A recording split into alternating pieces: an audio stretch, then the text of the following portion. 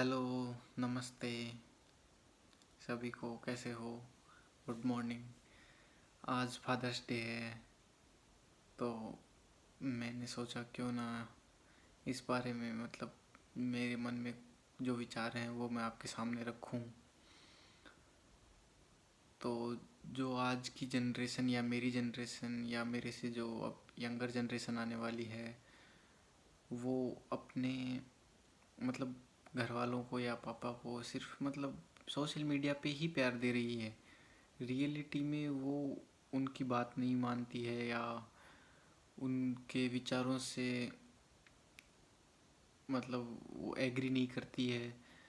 तो इस बारे में मैं कुछ कहना चाहता हूँ। तो बात ऐसे स्टार्ट करते हैं कि जैसे मैं कोई काम कर रहा हूँ, एक तो मैं अपने पिता से राय लेके या उनसे कंसल्ट करके कुछ करूँ, एक मैं उनको इग्नोर करके कोई काम करूँ। तो इन दोनों चीज़ों में फ़र्क हो रहा है। और फिर मैं उनको फादर्स डे के दिन विश करूँ हैप्पी फादर्स डे। तो कहीं ना कहीं मैं इसमें ये कहना चाहता हूँ कि बहुत से लोग करते भी हैं अपने माता पिता से प्यार, वो उनको रेस्पेक्ट देते हैं, उनसे कंसल्ट भी करते हैं। पर जो इस चकाचौंध भरी दुनिया में भटक गए हैं या जिनको ये लगता है कि पापा गलत हैं या मतलब आप समझ रहे होंगे कि मैं ये एक नॉर्मल एक प्रॉब्लम की तरह हो गया है आज के समाज में कि कोई सुनना ही नहीं चाहता। कोई ऐसे टॉपिकों पे बात ही नहीं करना चाहता। सब बस भागा दौड़ में लगे हुए हैं कि बस ठीक है, इग्नोर कर देते हैं ऐसे जो सीरियस टॉपिक हैं उनको। तो मैं भी खुद इस दौर से गुजर गया हूँ कि कभी कभी मेरी लाइफ में भी ऐसा है जब मैंने अपने पापा की बात नहीं मानी या ऐसे सोचा कि पापा नहीं समझते। पर मैं अब इस चीज़ को समझने लगा हूँ कि घर वालों को अपने से ज़्यादा नॉलेज है, वो अपने से ज़्यादा जानते हैं। तो और वो कहते हैं, वो अपने भले में ही कहते हैं उसमें। वो ऐसा नहीं चाहेंगे कि अपना कुछ गलत हो जाए या अपना कुछ भी उससे लॉस नहीं है। तो मैं सभी से ये रिक्वेस्ट मान लो या एक सीख मान लो, जो भी आप मानो, कि आप अपने घर वालों की बात सुनो, उनकी उनको इग्नोर मत करो, उनकी उनकी रेस्पेक्ट करो। उनसे जैसे आपके पापा कह रहे हैं कि ये काम नहीं करना, तो वो आप मत करिए जब तक कि आप या तो अपने पापा को कन्विंस कर लीजिए। जैसे कि कोई सही है तो वो अपने पापा को कन्विंस कर लेगा, उसमें दिक्कत कहाँ आ रही है। तो आप कन्विंस करो, कन्विंस नहीं कर सको तो उनकी बात मानो। ऐसा नहीं कि आप उनके अगेंस्ट जाके कुछ काम कर रहे हैं। तो इसमें एक मैं यही कहना चाहूँगा कि कुछ नहीं है ये। ये जो भी आप जो ये बाहरी चकाचौंध की दुनिया देख के जो इससे आप भ्रमित हो रहे हैं, ये सिर्फ एक भ्रम पैदा हो रहा है और इसके अलावा कुछ नहीं है। तो इसमें आप भ्रमित ना हो, अपने माता पिता की रेस्पेक्ट करें। वो सब करते ही हैं, बहुत से लोग करते हैं, पर बहुत से जो मेरे नॉलेज में आई कुछ चीज़ें, तो इस बारे में मैं कई दिनों से सोच रहा था कि मैं कुछ कहूँ, कुछ बोलूँ। तो आज मुझे ये मौका मिला इस फादर्स डे के ऊपर। मैं ये आप सब से रिक्वेस्ट मान लो या एक सीख मान लो।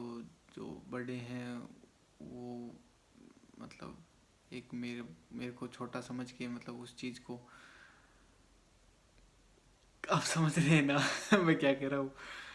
तो सर, इसमें बात ऐसी सी है कि ये मोह माया तो अलग चीज़ है। ये जो भी बाहरी फेक दुनिया है इससे दूर जाइए, इसमें कुछ नहीं रखा है। रियलिटी में आइए, रियलिटी में अपने घर वालों से कंसल्ट कीजिए, उनकी बात मानिए। और एक दिन के लिए फादर्स डे मत मनाइए, रोज़ ही फादर्स डे होना चाहिए। उन्होंने आपको जन्म दिया है, इतना बड़ा किया है। तो आप समझ रहे हैं ना मैं क्या कह रहा हूँ सर? आप समझ तो रहे हैं, क्योंकि अब चलो जिन जिन से गलती हो गई वो अपने घर वालों से मतलब माफ़ी मांगें और उनसे कहें सॉरी पापा, आगे से गलती नहीं होगी। और आप कन्विंस कीजिए अपने घर वालों से, बातचीत कीजिए उनको। आपके आप मतलब कुछ चाहिए या कोई बात है तो उसके बारे में आप उनको एग्री कीजिए। ये नहीं कि आप उनके अगेंस्ट ही कुछ कर रहे हैं, इसमें कोई फ़ायदा नहीं है। आपका हमेशा नुकसान ही होगा। बहुत कम लोग होते हैं पर जो इस चीज़ को समझ सकते हैं। पर मैं आपको मतलब आज मेरी तरफ से ये कहना चाहूँगा कि प्लीज़ इसको कंसीडर में लेना, इस बात को। ऐसे नहीं कि, और अगर आपको कोई मतलब इसमें समझने में जो मैंने कहा वो समझ में नहीं आ रहा है तो आप मुझे कमेंट कर सकते हैं, या आपके पास मेरा कॉन्टेक्ट नंबर है तो मुझे कॉल कर सकते हैं। I will try my best to help you come from out this situation if you stuck in this kind of idea. देखो थोड़ी इंग्लिश तो कमज़ोर है पर चला लो काम। और तो कैसे हो सब यार, मज़े करो, ज़िंदगी जियो, अच्छा खाओ पियो। और लॉकडाउन ने बहुत चीज़ें सिखाई ज़िंदगी में आप सभी को। उस चीज़ से आप अपनी लाइफ में आगे बढ़ो, आत्मनिर्भर भारत बनो, उस बारे में भी थोड़ा सोचो। थोड़ा बहुत सपोर्ट कर सको तो चाइना के सामान को बॉयकॉट करने में सपोर्ट करो। और मैंने लिंक में वो वेबसाइट डाली है जिसमें जो जो चाइना के ऐप हैं उनका सब्स्टिट्यूट ऐप बताया गया है, वो आप देख सकते हैं। और सर ये थोड़ा इमोशन डेवलप करो, इमोशनलेस मत बनो, सभी से यही रिक्वेस्ट है।